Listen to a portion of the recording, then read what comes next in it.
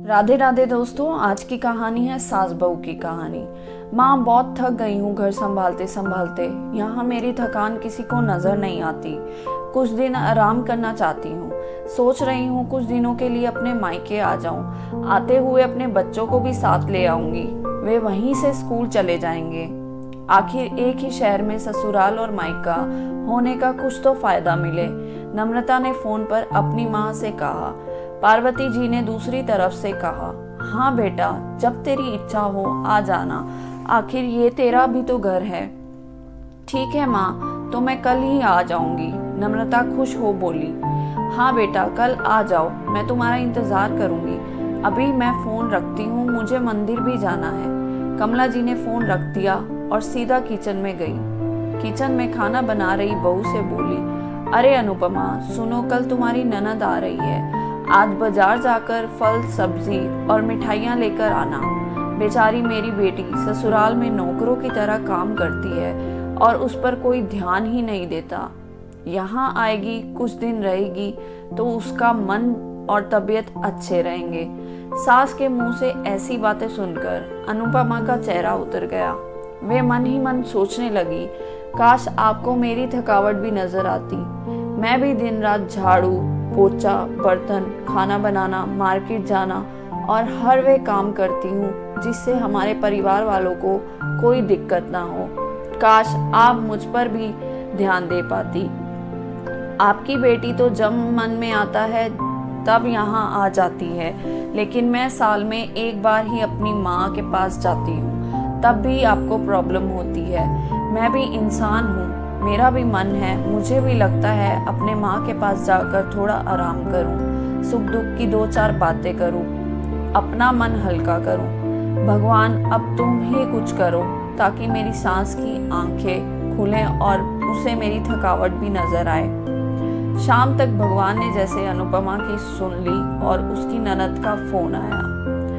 ननद ने अपनी माँ से कहा कि उसकी सास ने उसके मायके आने के लिए मना कर दिया है, इसलिए इस बार वो नहीं आ सकती। पार्वती जी बोली, ऐसे कैसे मना कर दिया? पहले तो कभी वे तुम्हें आने के लिए नहीं रोकती थी, इस बार भला क्या हो गया? लाओ मेरी बात कराओ, उनसे मैं समझाती हूँ। नम्रता ने फोन अपनी सास के पास दिया। पार्वती जी ने कहा, नमस्कार समधन जी, आपसे कुछ कहना था। समधन जी ने कहा, कहिए। दरअसल नम्रता कल त्योहार है, इसीलिए अपने मायके आना चाहती है। अगर आप उसे भेज दें तो अच्छा रहेगा। नम्रता की सास ने कहा, देखिए समधन जी, आपकी बेटी मायके जाकर रहे, इस बात के लिए हमने उसे कभी नहीं रोका और इस बात से हमें कोई प्रॉब्लम है भी नहीं। कुछ दिनों पहले मैं अपने रिश्तेदार की शादी में गई थी।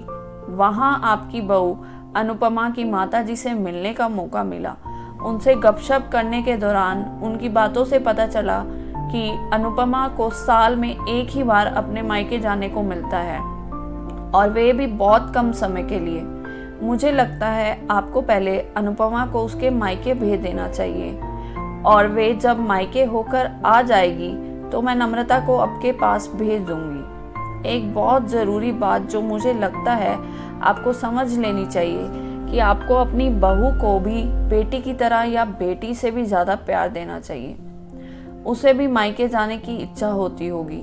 हो सकता है नम्रता के वहाँ आने से उसकी आप भगत करने के लिए आप उसे उसके मायके नहीं भेजती होंगी, या फिर वे आपसे कुछ कहने से भी अभी डरती हो।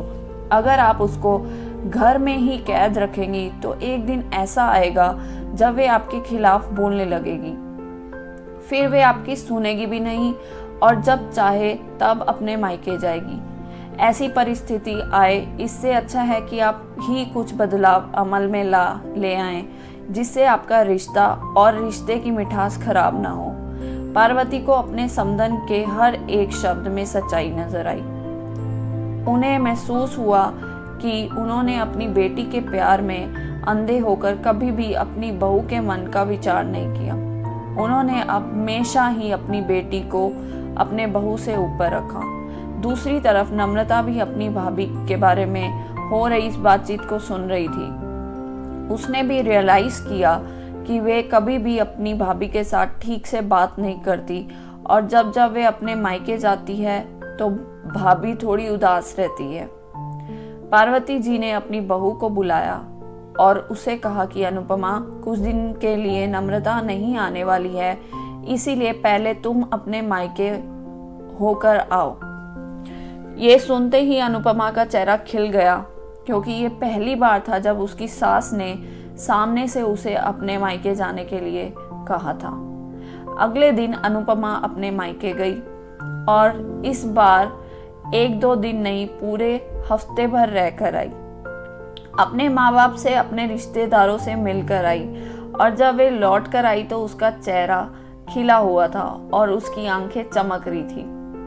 अनुपमा के आने के बाद नम्रता भी अपने मायके आई और इस बार वो खुद सामने से अपनी भाभी से खुशी खुशी मिली और अच्छे से बात की।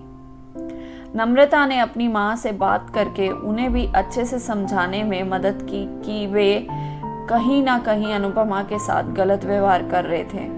दूसरी तरफ अनुपमा अपने ससुराल वालों के बदले रवैये से बहुत खुश थी। अब वे खुशी खुशी सबका ध्यान रखती, हर काम प्यार से करती। वे ध्यान रखती कि कोई भी ऐसी बात या काम न करे जिससे घर में तनाव का माहौल पैदा हो। पार्वती जी अपनी बहू को खुद ही समय समय पर मायके भेज दिया करती। एक छोटे से बदलाव से सास बहू और भाभी ननद के बीच की कड़वाहट को दूर कर दिया और रिश्तों को भी ज़्यादा मीठा और मजबूत कर दिया। तो दोस्तों, ये वीडियो आपको कैसी लगी? अगर अच्छी लगी तो वीडियो को लाइक करना और अगर चैनल पे नए हैं तो चैनल को सब्सक्राइब करना।